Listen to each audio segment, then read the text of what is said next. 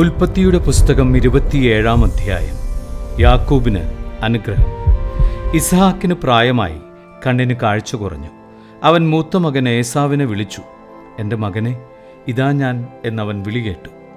ഇസ്ഹാക്ക് പറഞ്ഞു, എനിക്ക് വയസ്സായി, എന്നാണ് ഞാൻ മരിക്കുന്നതെന്ന് അറിഞ്ഞുകൂടാ. നിന്റെ ആയുധങ്ങളായ അമ്പും വില്ലുമെടുത്ത് വയലിൽ പോയി വേട്ടയാടി കുറെ കാട്ടിറച്ചി കൊണ്ടുവരിക. എനിക്കിഷ്ടപ്പെട്ട രീതിയിൽ രുചികരമായി പാകം ചെയ്ത് എൻ്റെ മുൻപിൽ വിളമ്പുക. അത് ഭക്ഷിച്ചിട്ട് നിന്നെ ഞാൻ മരിക്കും മുമ്പേ അനുഗ്രഹിക്കട്ടെ. ഇസ്ഹാക്ക് ഏസാവിനോട് പറയുന്നത് റബേക്ക കേൾക്കുന്നുണ്ടായിരുന്നു. ഏസാവ് കാട്ടിറച്ചി തേടി വയലിലേക്ക് പോയി. അപ്പോൾ അവർ യാക്കോബിനോട് പറഞ്ഞു, നിന്റെ പിതാവ് നിന്റെ സഹോദരനായ ഏസാവിനോട് നായാട്ടിറച്ചി കൊണ്ടുവന്ന് രുചികരമായി പാകം ചെയ്ത് എൻ്റെ മുൻപിൽ വിളമ്പുക. ഞാൻ മരിക്കും മുമ്പ് അത് ഭക്ഷിച്ചിട്ട് ദൈവത്തിൻ്റെ മുൻപിൽ നിന്നെ അനുഗ്രഹിക്കട്ടെ എന്ന് പറയുന്നത് ഞാൻ കേട്ടു. അതുകൊണ്ട് മകനെ, നീ ഇപ്പോൾ എൻ്റെ വാക്കനുസരിച്ച് പ്രവർത്തിക്കുക. ആട്ടിൻകൂട്ടത്തിൽ നിന്ന് 2 നല്ല കുഞ്ഞാടുകളെ പിടിച്ചുകൊണ്ടുവരിക.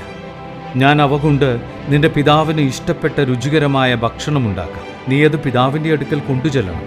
അപ്പോൾ അദ്ദേഹം മരിക്കും മുമ്പ് അത് ഭക്ഷിച്ച് നിന്നെ അനുഗ്രഹിക്കും. യാക്കോബ് അമ്മ റബേക്കായോട് പറഞ്ഞു, ഏസാവ് ശരീരമാകെ രോമമുള്ളവനാണ്, എന്നാൽ എൻ്റെ ദേഹം മിനുസമുള്ളതാണ്. പിതാവ് എന്നെ തൊട്ടുനോക്കുകയും ഞാൻ കബളിപ്പിക്കുകയാണെന്ന് മനസ്സിലാക്കുകയും ചെയ്താൽ അനുഗ്രഹത്തിനു പകരം ശാപമായിരിക്കില്ലേ എനിക്ക് ലഭിക്കുക? അവൻ്റെ അമ്മ പറഞ്ഞു, ആ ശാപം എൻ്റെ മേലായിരിക്കട്ടെ മകനെ. ഞാൻ പറയുന്നത് കേൾക്കുക. പോയി അവ കൊണ്ടുവരിക. അവൻ പോയി അവയെ പിടിച്ച് അമ്മയുടെ മുൻപിൽ കൊണ്ടുവന്നു. അവൾ അവൻ്റെ പിതാവിന് ഇഷ്ടപ്പെട്ട രുചികരമായ ഭക്ഷണം തയ്യാറാക്കി. അവൾ മൂത്ത മകൻ ഏസാവിൻ്റെതായി തൻ്റെ പക്കൽ വീട്ടിലിരുന്ന ഏറ്റവും വിലപ്പെട്ട വസ്ത്രങ്ങളെടുത്ത് ഇളയ മകൻ യാക്കോബിനെ ധരിപ്പിച്ചു. ആട്ടിൻ തോലുകൊണ്ട് അവൻ്റെ കൈകളും കഴുത്തിലെ മിനുസമുള്ള ഭാഗവും മൂടി. പാകം ചെയ്ത രുചികരമായ മാംസവും അപ്പവും അവൾ യാക്കോബിൻ്റെ കയ്യിൽ കൊടുത്തു. യാക്കോബ് പിതാവിൻ്റെ അടുക്കൽ ചെന്ന് വിളിച്ചു, എൻ്റെ പിതാവേ, ഇതാ ഞാൻ. അവൻ വിളി കേട്ടു. നീ ആരാണ് മകനെ എന്നവൻ ചോദിച്ചു. യാക്കോബ് മറുപടി പറഞ്ഞു, അങ്ങയുടെ കടിഞ്ഞൂൽ പുത്രൻ ഏസാവാണ് ഞാൻ. അങ്ങ് ആവശ്യപ്പെട്ടതുപോലെ ഞാൻ ചെയ്തിരിക്കുന്നു. എഴുന്നേറ്റ് എൻ്റെ നായാട്ടിറച്ചി ഭക്ഷിച്ച് എന്നെ അനുഗ്രഹിച്ചാലും. എന്നാൽ ഇസ്ഹാക്ക് ചോദിച്ചു, എൻ്റെ മകനെ, നിനക്ക് ഇത്ര വേഗം എങ്ങനെ കിട്ടി? യാക്കോബ് പറഞ്ഞു, അങ്ങയുടെ ദൈവമായ കർത്താവ് ഇതിനെ എൻ്റെ മുൻപിൽ കൊണ്ടുവന്നു. അപ്പോൾ ഇസ്ഹാക്ക് യാക്കോബിനോട് പറഞ്ഞു, അടുത്തു വരിക മകനെ, ഞാൻ നിന്നെ തൊട്ടുനോക്കി നീ എൻ്റെ മകൻ ഏസാവ് തന്നെയോ എന്നറിയട്ടെ. യാക്കോബ് പിതാവായ ഇസ്ഹാക്കിൻ്റെ അടുത്തു ചെന്നു. അവനെ തടവി നോക്കിയിട്ട് ഇസ്ഹാക്ക് പറഞ്ഞു, സ്വരം യാക്കോബിൻ്റേതാണ്, എന്നാൽ കൈകൾ ഏസാവിൻ്റേത്. ഇസ്ഹാക്ക് അവനെ തിരിച്ചറിഞ്ഞില്ല, കാരണം അവൻ്റെ കൈകൾ സഹോദരനായ ഏസാവിൻ്റെ കൈകൾ പോലെ രോമം നിറഞ്ഞതായിരുന്നു. ഇസ്ഹാക്ക് അവനെ അനുഗ്രഹിച്ചു. അവൻ ചോദിച്ചു, സത്യമായും നീ എൻ്റെ മകൻ ഏസാവ് തന്നെയാണോ? അതേ എന്ന് അവൻ മറുപടി പറഞ്ഞു. ഇസ്ഹാക്ക് പറഞ്ഞു, എൻ്റെ മകനെ, നിന്റെ നായാട്ടിറച്ചി കൊണ്ടുവരിക. അത് തിന്നിട്ട് ഞാൻ നിന്നെ അനുഗ്രഹിക്കട്ടെ. ഇസ്ഹാക്ക് അത് ഭക്ഷിക്കുകയും അവൻ കൊണ്ടുവന്ന വീഞ്ഞു കുടിക്കുകയും ചെയ്തു. ഇസ്ഹാക്ക് അവനോട് പറഞ്ഞു, നീ അടുത്തു വന്ന് എന്നെ ചുംബിക്കുക. അവൻ ചുംബിച്ചപ്പോൾ ഇസ്ഹാക്ക് അവൻ്റെ ഉടുപ്പ് മണത്തു നോക്കി അവനെ അനുഗ്രഹിച്ചു. കർത്താവ് കനിഞ്ഞ് അനുഗ്രഹിച്ച വയലിൻ്റെ മണമാണ് എൻ്റെ മകൻ്റേതെന്ന് അവൻ പറഞ്ഞു. ആകാശത്തിലെ മഞ്ഞും ഭൂമിയിലെ ഫലപുഷ്ടിയും ദൈവം നിനക്ക് നൽകട്ടെ. ധാന്യവും വീഞ്ഞും സമൃദ്ധമാവട്ടെ. ജനതകൾ നിനക്ക് സേവ ചെയ്യട്ടെ. രാജ്യങ്ങൾ നിന്റെ മുൻപിൽ തലകുനിക്കട്ടെ. നിന്റെ സഹോദരർക്ക് നീ നാഥനായിരിക്കുക.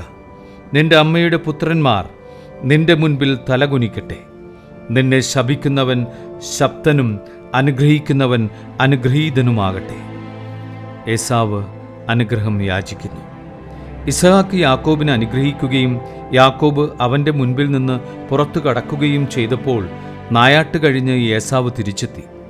അവനും പിതാവിന് ഇഷ്ടപ്പെട്ട ഭക്ഷണം തയ്യാറാക്കി പിതാവിൻ്റെ അടുക്കൽ കൊണ്ടുവന്നിട്ട് പറഞ്ഞു, പിതാവേ, എഴുന്നേറ്റ് അങ്ങയുടെ മകൻ്റെ നായാട്ടിറച്ചി ഭക്ഷിച്ച് എന്നെ അനുഗ്രഹിച്ചാലും. നീ ആരാണ്? ഇസ്ഹാക്ക് ചോദിച്ചു. അവൻ പറഞ്ഞു, അങ്ങയുടെ കടിഞ്ഞൂൽ പുത്രൻ ഏസാവാണ് ഞാൻ. ഇസഹാക്ക് അത്യധികം പരിഭ്രമിച്ച് വിറയ്ക്കാൻ തുടങ്ങി. അവൻ ചോദിച്ചു, നായാട്ടിറച്ചിയുമായി നിനക്ക് മുൻപ് എൻ്റെ മുൻപിൽ വന്നത് ആരാണ്? ഞാനത് തിന്നുകയും അവനെ അനുഗ്രഹിക്കുകയും ചെയ്തല്ലോ. അവൻ അനുഗ്രഹിക്കപ്പെട്ടവനായിരിക്കും. പിതാവിൻ്റെ വാക്ക് കേട്ടപ്പോൾ ഏസാവ് അതീവ ദുഃഖത്തോടെ കരഞ്ഞു. പിതാവേ, എന്നെയും അനുഗ്രഹിക്കുക, അവൻ അപേക്ഷിച്ചു. ഇസഹാക്ക് പറഞ്ഞു, നിന്റെ സഹോദരൻ എന്നെ കബളിപ്പിച്ച് നിനക്കുള്ള വരം എന്നിൽ നിന്ന് തട്ടിയെടുത്തു. ഏസാവ് പറഞ്ഞു, വെറുതെയാണോ അവനെ യാക്കോബ് എന്ന് വിളിക്കുന്നത്? 2 തവണ അവൻ എന്നെ ചതിച്ചു. കടിഞ്ഞൂലവകാശം എന്നിൽ നിന്ന് അവൻ കൈക്കലാക്കി. ഇപ്പോഴിതാ എനിക്കുള്ള അനുഗ്രഹവും അവൻ തട്ടിയെടുത്തിരിക്കുന്നു. വീണ്ടും അവൻ പിതാവിനോട് ചോദിച്ചു, എനിക്ക് വേണ്ടി ഒരു വരം പോലും അങ്ങ് നീക്കിവെച്ചിട്ടില്ലേ? ഇസഹാക്ക് പറഞ്ഞു, ഞാൻ അവനെ നിന്റെ യജമാനനാക്കി, അവൻ്റെ സഹോദരന്മാരെ അവൻ്റെ ദാസന്മാർ. ധാന്യവും വീഞ്ഞും കൊണ്ട് ഞാൻ അവനെ ധന്യനാക്കി. മകനെ, നിനക്ക് വേണ്ടി എന്താണ് എനിക്കിനി ചെയ്യാൻ കഴിയുക? എൻ്റെ പിതാവേ, ഒറ്റ വരമേ അങ്ങയുടെ പക്കലുള്ളൂ, എന്നെയും അനുഗ്രഹിക്കുക എന്ന് പറഞ്ഞ് അവൻ പൊട്ടിക്കരഞ്ഞു. അപ്പോൾ ഇസഹാക്ക് പറഞ്ഞു, ആകാശത്തിൻ്റെ മഞ്ഞിൽ നിന്നും ഭൂമിയിലെ ഫലപുഷ്ടിയിൽ നിന്നും നീ അകന്നിരിക്കും. വാളുകൊണ്ട് നീ ജീവിക്കും. നിന്റെ സഹോദരന് നീ ദാസ്യവൃത്തി ചെയ്യും. എന്നാൽ സ്വതന്ത്രനാകുമ്പോൾ ആ നുകം നീ തകർത്തുകളയും. യാക്കോബ് ലാബാന്റെ അടുക്കലേക്ക്. പിതാവ് യാക്കോബിന് നൽകിയ അനുഗ്രഹം മൂലം ഏസാവ് യാക്കോബിനെ വെറുത്തു. അവൻ ആത്മഗതം ചെയ്തു. പിതാവിനെപ്പറ്റി വിലപിക്കാനുള്ള ദിവസങ്ങൾ അടുത്തു വരുന്നുണ്ട്. അപ്പോൾ ഞാൻ അവനെ കൊല്ലും. മൂത്ത മകനായ ഏസാവിൻ്റെ വാക്കുകൾ റബേക്കായുടെ ചെവിയിലെത്തി. അവൾ ഇളയവനായ യാക്കോബിനെ വിളിച്ചു പറഞ്ഞു, നിന്നെ കൊല്ലാമെന്നോർത്ത് നിന്റെ ജ്യേഷ്ഠൻ ആശ്വസിച്ചിരിക്കുകയാണ്. മകനെ, ഞാൻ പറയുന്നത് കേൾക്കുക. ഹാരാനിലുള്ള എൻ്റെ സഹോദരനായ ലാബാന്റെ അടുത്തേക്ക് ഓടി രക്ഷപ്പെട്ടുകൊള്ളുക. നിന്റെ ജ്യേഷ്ഠൻ്റെ രോഷം അടങ്ങുവോളം നീ അവിടെ താമസിക്കുക. ജ്യേഷ്ഠന് നിന്നോടുള്ള കോപം അടങ്ങുകയും നീ ചെയ്തതൊക്കെ മറക്കുകയും ചെയ്യട്ടെ. അപ്പോൾ ഞാൻ ആളയച്ച് നിന്നെ ഇങ്ങോട്ട് വരുത്താം. ഒരു ദിവസം തന്നെ നിങ്ങൾ 2 പേരും എനിക്ക് നഷ്ടപ്പെടുന്നതെന്തിന്? അത് കഴിഞ്ഞ് റബേക്ക ഇസഹാക്കിനോട് പറഞ്ഞു, ഈ ഹിത്യ സ്ത്രീകൾ മൂലം എനിക്ക് ജീവിതം മടുത്തു. ഈ നാട്ടുകാരായ ഇവരെ പോലെയുള്ള ഹിത്യ സ്ത്രീകളിൽ നിന്ന് ഒരുവളെ യാക്കോബും വിവാഹം ചെയ്താൽ പിന്നെ ഞാൻ എന്തിനു ജീവിക്കണം?